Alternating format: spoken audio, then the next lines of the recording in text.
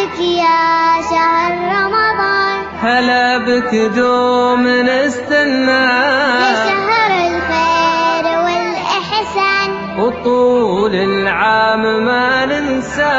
معك تزداد أفراحي، معك تتنور دروبي، معك تزداد أفراحي، معك تتنور دروبي.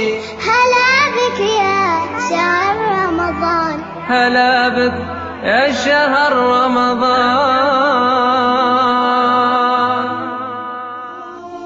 അസ്സലാമു അലൈക്കും വറഹ്മത്തുള്ളാഹി വബറകാതുഹു. റംസാൻ നിലാവിന്റെ പുതിയൊരു അധ്യായത്തിലേക്ക് ഏവർക്കും ഹൃദ്യമായ സ്വാഗതം. ഈ പുണ്യമാസത്തിന്റെ മറ്റൊരു പ്രത്യേകതയാണ് സക്കാത്ത് കൊടുക്കൽ. നമ്മുടെ സമ്പത്തിന്റെ ഒരു വിഹിതം അല്ലെങ്കിൽ നമ്മുടെ കഴിവിന്റെ ഒരു ഓഹരി നമ്മൾ ആവശ്യക്കാർക്ക് മാറ്റിവെക്കുന്നു. ഈ പ്രവൃത്തിയിലൂടെ നമ്മൾ അള്ളാഹുവിലേക്ക് കൂടുതൽ അടുക്കുന്നു. ഈ വിഷയത്തെ ആസ്പദമാക്കി ഇന്ന് നമ്മോട് സംവദിക്കുന്നത് നമ്മളുടെ പ്രിയപ്പെട്ട ഉസ്താദ് ഹാഫിൽ അഹമ്മദ് നസീം ബാക്കവി. നമുക്ക് സ്വാഗതം ചെയ്യാം സ്നേഹപൂർവ്വം.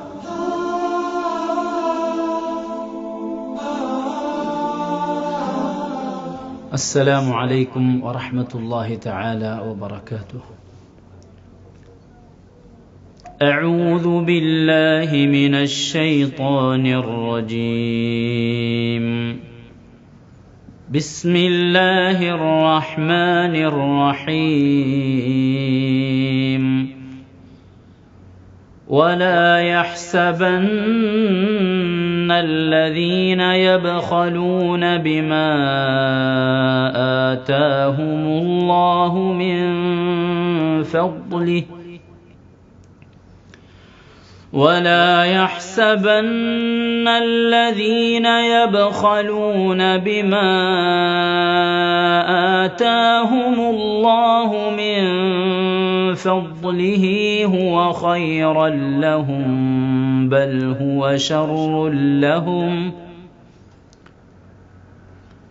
سيطوقون ما بخلوا به يوم القيامة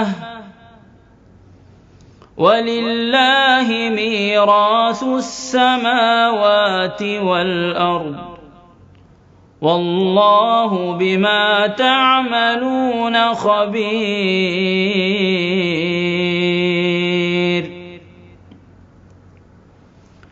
لقد سمع الله قول الذين قالوا إن الله فقير ونحن أغنياء سنكتب ما قالوا وقتلهم الأنبياء بغير حق ونقول ذوقوا عذاب الحريق ذلك بما قدمت أيديكم وأن الله ليس بظلام للعبيد. الذين قالوا إن الله عهد إلينا ألا نؤمن لرسول حتى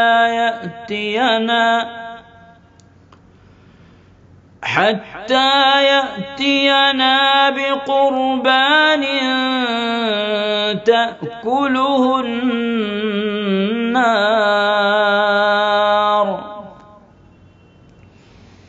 قل قد جاءكم رسل من قبلي بالبينات وبالذي قلتم فلم قتلتموهم إن كنتم صادقين. فإن كذبوك فقد كذب رسل من قبلك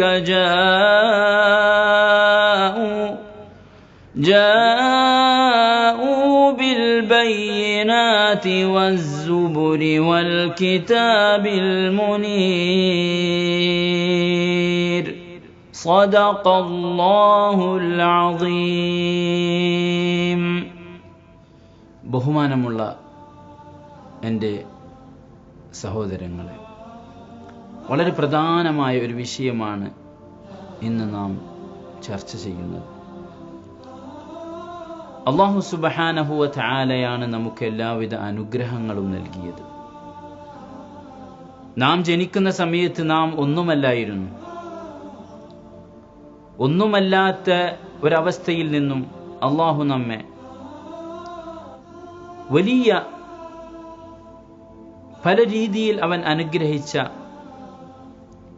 ഒരു ശരീരമാക്കി, ഒരു മനുഷ്യനാക്കി അവൻ അനുഗ്രഹിച്ചു. എന്ന് പറഞ്ഞാൽ നമുക്ക് അല്ലാഹു നൽകിയ അവന്റെ ഔദാര്യത്തിൽ നിന്നും നൽകിയ വലിയൊരു അനുഗ്രഹമാണല്ലോ ഈ ധനം. ആ ധനത്തിന് അവൻ വെച്ച ചില വിഷയങ്ങൾ, ചില ഉപാധികൾ അഥവാ സക്കാത്ത്, അതിനെ മറന്നു കളഞ്ഞുകൊണ്ട് അതെല്ലാം നമ്മുടേതാക്കി മാറ്റുന്ന ഒരു വളരെയധികം അള്ളാഹു പൊരുത്തപ്പെടാത്ത ഒരു കാര്യം നാം ചെയ്യുന്നുണ്ടോ എന്ന് നാം ചിന്തിക്കുന്നത് നല്ലതായിരിക്കും. സക്കാത്ത് എന്ന് പറഞ്ഞാൽ അത് അള്ളാഹു ഉദ്ദേശിച്ച ചില കൂട്ടക്കാർക്കുള്ള അവരുടെ അവകാശമാണ്. ഒരിക്കലും അത് നമ്മുടേതല്ല. ധനം അള്ളാഹു നമുക്ക് നൽകി.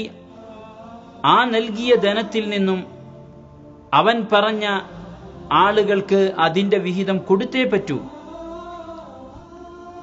കാരണം പ്രവാചകർ സല്ലല്ലാഹു അലൈഹി വസല്ലമ തങ്ങൾ നമ്മെ വളരെ ഗൗരവപൂർവം അതിന്റെ ഭവിഷ്യത്തിനെ കുറിച്ച് പഠിപ്പിക്കുന്നുണ്ട്.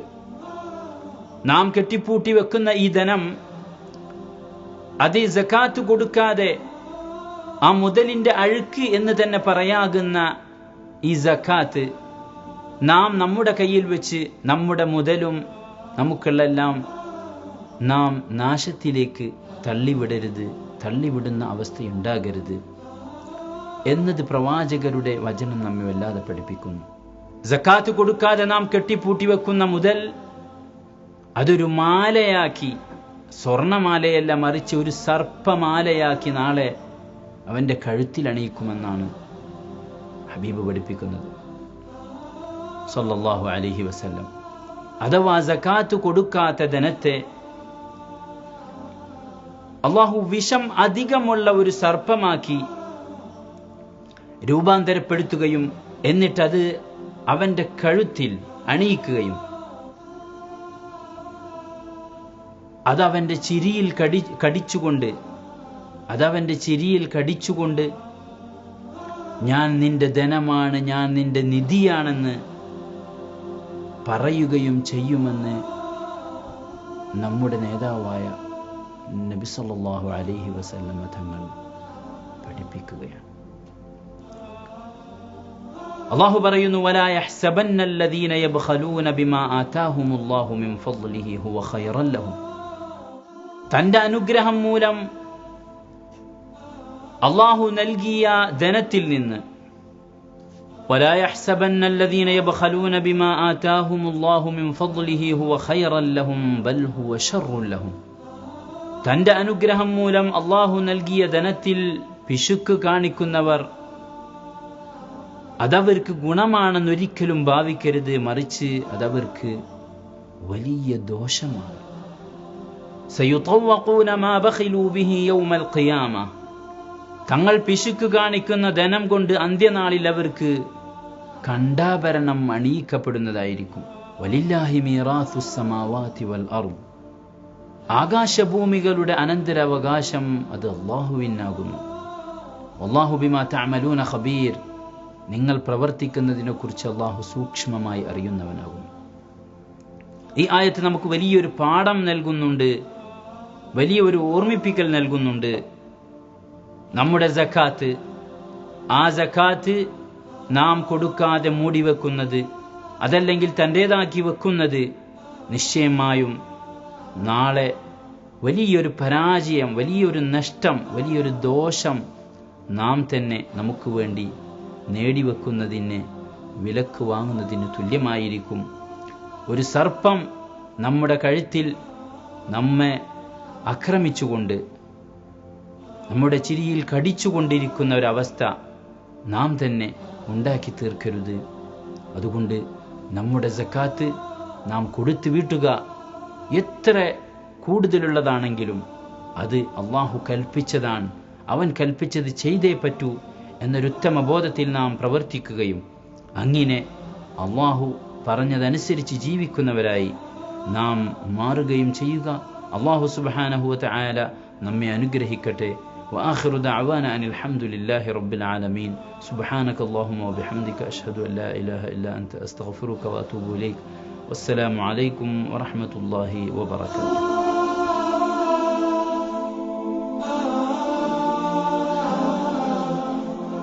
ഇരുപതാം ദിവസത്തിൽ നാം ചെയ്യേണ്ടതായിരിക്കുന്ന ദുആ, اللهم افتح لي أبواب الجنان